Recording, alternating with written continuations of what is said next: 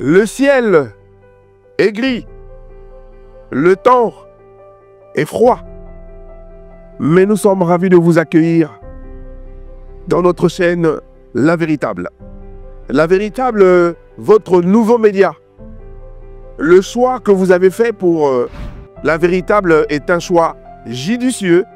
Dorénavant, vous êtes servi en temps et en heure sur les informations, ce qui se fait de mieux au Congo-Brazzaville. Notre chaîne La Véritable se déploie à la fois au Congo et à l'extérieur vers les Congolais pour apporter la bonne nouvelle de ce qui se fait de mieux au Congo. Les informations que notre chaîne La Véritable vous diffuse, met à votre disposition, sont des informations qui sont basées sur des faits vérifiés et vérifiables. Bienvenue donc sur notre chaîne La Véritable et continuez à vous abonner massivement. Et n'oubliez surtout pas à partager ces liens parce que le Congolais, partout où il se trouve, doit être au courant de ce qui se fait de mieux dans son pays. Nous avons comme ligne éditoriale la mise en lumière de toutes les activités qui sont menées par les Amazones du gouvernement congolais. Les Amazones du gouvernement congolais qui ne sont autres que l'ensemble des femmes ministres qui œuvrent pour le développement de notre pays. Ces ministres qui ont reçu la confiance du chef de l'État, son Excellence Denis Sassou Nguesso, se déploient ardemment pour mettre en pratique le projet de société pour lequel celui-ci a été élu. Nous vous avons parlé de Madame Jacqueline Lydia Mikolo, ministre des Petites et Moyennes Entreprises. Nous vous avons parlé de Madame Olga Ingrid Ebouka-Babakas, ministre de la Statistique, de la Population et du Plan. Nous vous avons parlé de Madame Rosalie Matondo, ministre de l'Économie forestière. Nous vous avons parlé de Madame Edith Delphine Adouki, ministre de l'Enseignement supérieur, de la Recherche scientifique et de l'Innovation.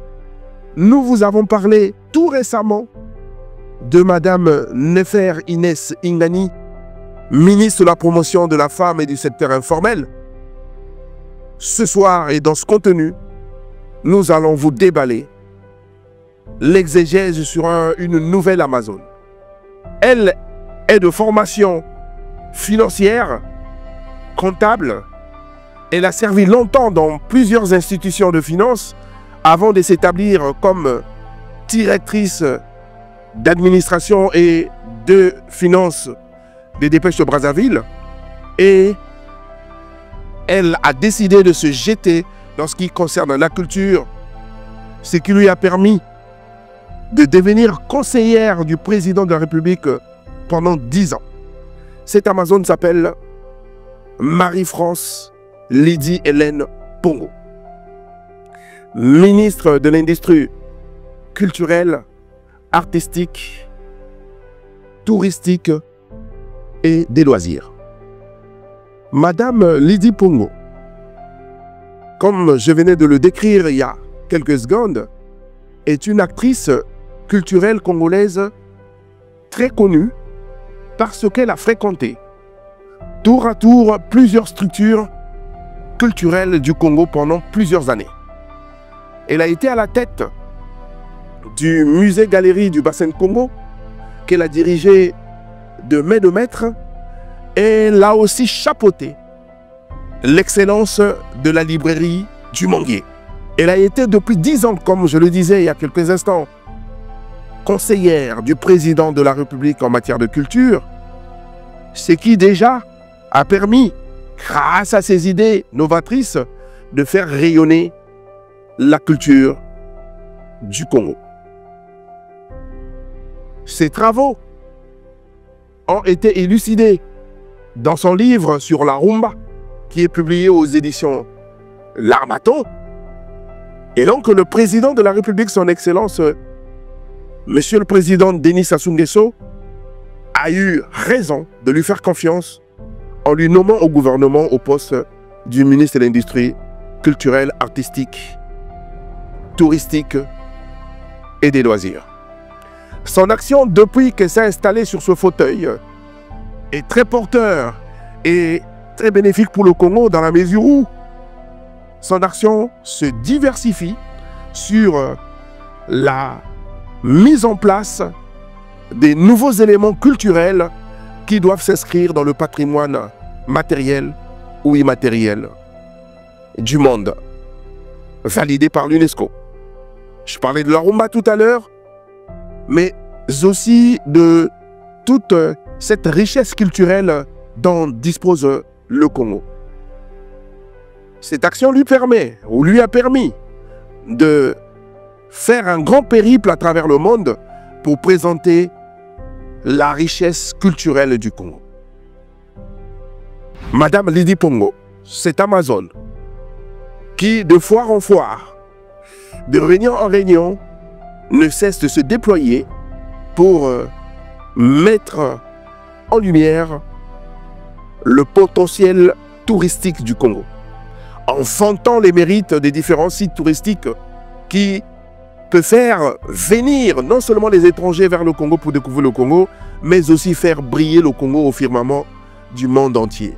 Les aires protégées du Congo, par exemple, les parcs comme Mwabalendoki, par exemple, les différents parcs dont regorge le Congo, qui sont des parcs assez importants.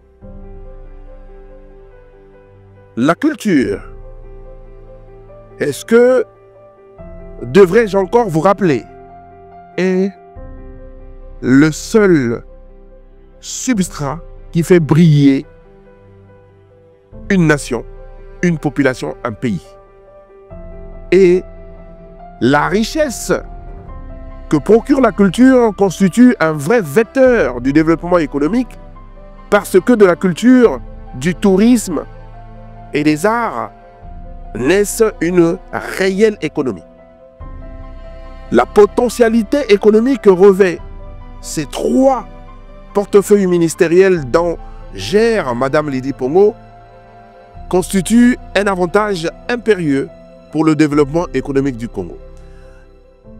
Nous avons misé depuis très longtemps que sur des richesses naturelles qui sont épuisables pour faire évoluer notre pays, alors même que la culture, le tourisme, l'artistique nous offrent des richesses inépuisables sur lesquelles nous devons élaborer des plans, élaborer des politiques afin de faire fructifier davantage l'économie réelle et permettre d'autonomiser le Congolais lambda qui reste assez trop longtemps sous le joug de l'employeur principal qu'est la fonction publique.